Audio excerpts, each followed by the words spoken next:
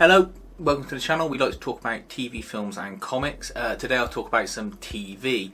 I was having a look around on the All 4 app to see if there was anything worth checking out on there, particularly in the comedy section, because, you know, watch a lot of violent and horror things, and with the way the world is at the moment, I wanted something to lift people's spirits. And I found 5, let's say, programs that aren't hidden gems, but things you might have overlooked previously, or might not be aware of, or might have not realised were available to watch on streaming for free, with only a short advert break inserted on the shows. And they don't take the mick on All 4 with the adverts either. You don't have to sit through loads and loads of adverts.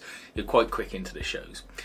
There are other more modern things on there, but these are just ones that caught my eye, and I thought, why not? Let's just list them out, and but who knows, someone might go, oh, I didn't realise that was on there. A bit like I did when I was looking through it. Okay, number 1 is Spaced. You've got series 1 and 2 of Spaced. Spaced is the comedy series from the late 90s, early noughties, starring Simon Pegg, Nick Frost, Jessica Hines, and it was directed by Edgar Wright. If you like Shaun of the Dead, if you like Hot Fuzz, if you like Baby Driver, any Edgar Wright films, this is where it all started. It's filled with references, and it's just incredibly well written and well acted, and definitely worth checking out. I think a lot of people now, you know, if you're 20 now, you might not have realised that that was made before you were born. So it's worth checking out if you're a fan of those kind of things. Number 2, Nathan Barley. Nathan Barley is a series that was ahead of its time. There's only one series of it. It follows a character, Dan Ashcroft, in the sort of new media world, where he has to deal with twats such as Nathan Barley, sort of new media dickheads. And it sort of shines a light on the kind of people that operate in that sort of world in London. This can be applied all over the world, but even more so, it's almost as if this series had come out now, it will be very on trend, it will be very referential to these sort of YouTube or internet celebrities that don't really do anything and are just sort of wallies. Definitely worth checking out, because I think a lot of people miss that first time round. Number 3 is not so much a series, but it's something that's in the comedy section on there, and I think a lot of people might have missed, is Benny and the Bull. This is from the people who made The Mighty Boosh, and it is a story about 2 guys who go on holiday, and it's told in a way that's animated and in a fantasy world that's made of like cardboard and paper. If you've seen films called Dave Made a Maze, it's like that but better, and it deals with guilt and a bit of mental illness as well. That doesn't make it sound very funny, but it is. If you like The Mighty Boosh, you'll like this. You'll recognise a lot of the actors that appear in it, and it's just something that a lot of care and attention was put into, and if you like that kind of comedy, it's worth checking out. I'd certainly say watch it, and if you're not happy by the end of the first 30 odd minutes of it, then turn it off, but it won't cost you anything other than 30 minutes of your time. And it's very satisfying when you get to the end. I won't spoil it, but it all ties up at the end of the film.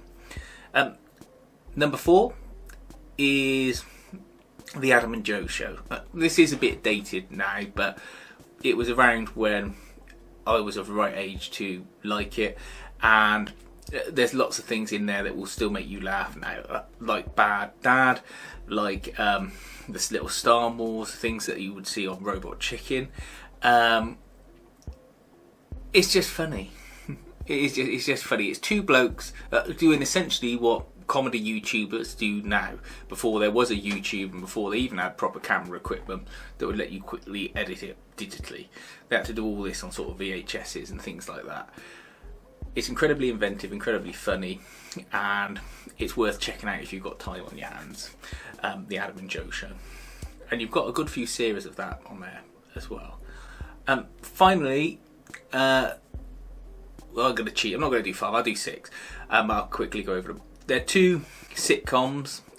One is called Raised by Wolves. The other is called Drifters. Raised by Wolves is about a family growing up. I think it's in like the 80s. Might be nowadays. And their mum's got some views which mean they don't necessarily fit into the norms of society. They all sort of have to fend for themselves a little bit, and it's just funny. You'll recognise a lot of the actors in it, the young girls who do the acting. One's in Dead Pixels now, probably best known for that. The other one's gone on to do various other things I can't think of right now. You recognise the Grampy in it, you'll certainly recognise the mum in it. It's worth checking out. If you want something that's dry and funny and sort of deals with being a teenager and growing up, but also knows how to be silly as well and is well written, that's worth watching. Drifters is about 3 women in their 20s. You'll recognise them all from the In-Betweeners movie. And they just cope with being 20-something women living in Leeds, trying to go sort out relationships, trying to earn money. It's a silly comedy. It's sort of like the In-Betweeners, but better written, to be honest. The episodes don't feel as though they're filled with too many stupid gags, even though there are, silly gags in there. And you've got 4 series of it on there to watch. Bob Mortimer's in it, Arabella Weir's in it as a supporting act.